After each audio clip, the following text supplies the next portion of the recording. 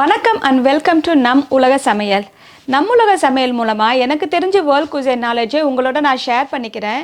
Every week 3 to 4 videos upload பண்ணுறேன். இது வரைக்கும் சப்ஸ்கிரைப் பண்ணாதவங்க ப்ளீஸ் இப்போ சப்ஸ்கிரைப் பண்ணிவிடுங்க.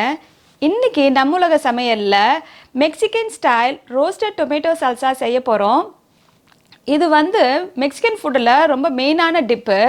நீங்கள் மெக்சிகன் ரெஸ்டாரண்ட்டுக்கு போனால் டோர்ட்டியா சிப்ஸோ அண்ட் சல்சா தான் ஃபஸ்ட்டு சர்வ் பண்ணுவாங்க.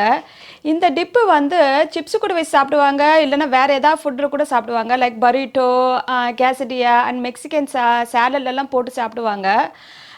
நிறைய டைப்ஸ் ஆஃப் சல்சா இருக்குது. அதில் நம்ம மோஸ்ட் பாப்புலரான ரோஸ்டட் டொமேட்டோ சல்சா தான் இன்றைக்கி நம்ம செய்ய போகிறோம். இது தக்காளியை ரோஸ்ட் பண்ணிவிட்டு ஆனியனு அண்ட் ஹேலப்பினியோ எல்லாம் சேர்த்து நம்ம செய்கிறது தான். வாங்க எப்படி மெக்சிகன் ரோஸ்டட் டொமேட்டோ சல்சா செய்யறதுன்னு போய் பார்க்கலாம்.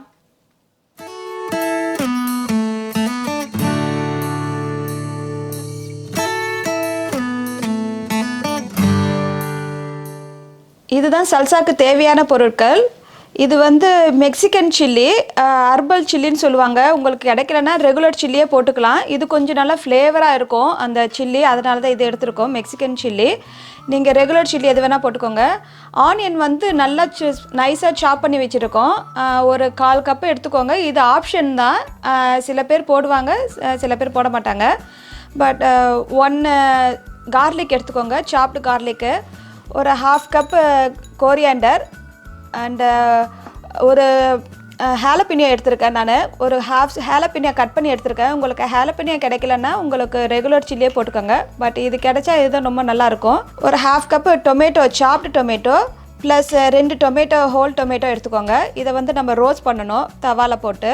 அப்புறம் lemon juice 1 table spoon, salt தேவையான அளவு, குமின் பவுடர் ஒரு 1/4 ஸ்பூனு. இது கம்ப்ளீட் சீசனிங்ட்டு மெக்சிகோ சீசனிங். இது ஆப்ஷனல் தான். இதுவும் உங்களுக்கு வேணும்னா போட்டுக்கலாம், இது இல்லாமையும் செய்யலாம்.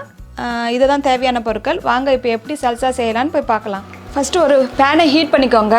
நான் அயன் கேஸ் எடுத்திருக்கேன். நீங்கள் எந்த பேன் வேணால் வச்சுக்கோங்க. இதை நம்ம முதல்ல ரோஸ்ட் பண்ணிடலாம். இது எல்லா சைடும் ரோஸ்ட் ஆகிற மாதிரி கொஞ்சம் போட்டுக்கோங்க, கொஞ்ச நேரம். ஸோ இது கூட இந்த மிளகாவும் 1 போட்டுடுங்க, அதையும் கொஞ்சம் ரோஸ்ட் பண்ணிக்கோங்க. உங்களுக்கு காரம் எவ்வளோ வேணுமோ அது போட்டுக்கலாம். ரெட் சில்லியும் போடுறோம், ப்ளஸ் பச்சை மிளகாவும் போடுறோம். உங்களுக்கு ஸ்பைசி எவ்வளோ வேணுமோ போட்டுக்கோங்க. இது பாருங்கள், எல்லா பக்கம் ஓரளவுக்கு ப்ரௌன் ஆகிடுச்சு. இது போதும். இதை நம்ம இதில் போட்டு கொஞ்சம் ஆற வைக்கணும். ஆற வச்சுட்டு நம்ம ஃபுட் ப்ராசஸரில் போட்டு கிரைண்ட் பண்ணுறது தான். எல்லாமே ப்ரௌன் ஆகிடுச்சு. இது போதும், நம்ம ஆஃப் பண்ணிடலாம். ஒரு ஃபுட் ப்ராசஸர் எடுத்து நீங்கள் இந்த டொமேட்டோ ஆறின உடனே நீங்கள் அதில் போட்டுடுங்க. அண்ட் ப்ளஸ் காஞ்ச மிளகா போட்டுக்கோங்க. உங்களுக்கு ஃபுட் ப்ராசஸர் இல்லைன்னா நீங்கள் ஹேண்ட் பிளெண்டர் இருந்தால் ஹேண்ட் பிளெண்டர் யூஸ் பண்ணிக்கலாம், இல்லைனா கொஞ்சம் மிக்சியில் கூட அரைச்சிக்கலாம் இதே மாதிரி. ஸோ ஜஸ்ட்டு ஒரு அப்படியே அரைச்சிக்கோங்க. இப்போ கொஞ்சம் ஒரு மாதிரி வர வரைய அரைச்சின்னா இந்த பூண்டை போட்டுடுங்க. எல்லாமே ஜஸ்ட்டு ஒரு சுற்று அரைச்சா போதும், நமக்கு ரொம்பலாம் நைஸாக அரைக்க தேவையில்லை. இப்போ அந்த தக்காளி போட்டுடுங்க, ஃப்ரெஷ்ஷாக கட் பண்ணி வச்ச தக்காளியை. அண்ட் ஹேலப்பினோவை போட்டுடுங்க. ஹேலப்பினியோ உங்களுக்கு காரம் எவ்வளோ வேணுமோ அதை போட்டுக்கோங்க.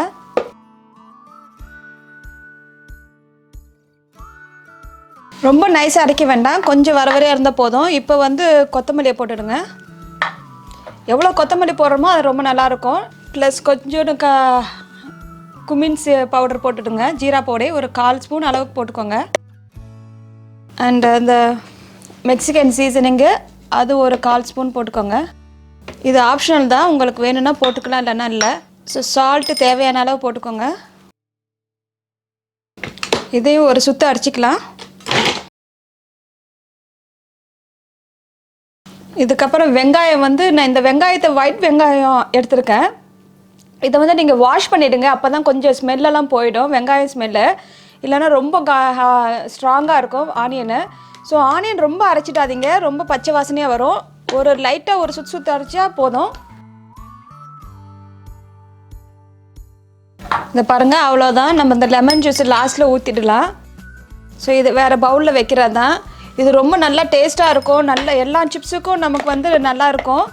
ஸோ இது ஃப்ரெஷ் பண்ணது சல்சா ஸோ நிறைய கடையிலையும் கிடைக்கும்.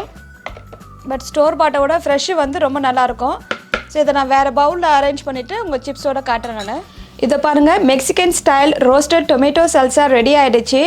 நீங்களும் செஞ்சுட்டு சிப்ஸோடு வச்சு சாப்பிட்டு பாருங்கள், ரொம்ப நல்லாயிருக்கும், நல்லா டேஸ்ட்டாக இருக்கும். நீங்களும் செஞ்சுட்டு எப்படி இருக்குன்னு கமெண்ட்ஸ் பண்ணுங்கள். லைக் பண்ணுங்கள், ஷேர் பண்ணுங்கள், சப்ஸ்கிரைப் பண்ணுங்கள்.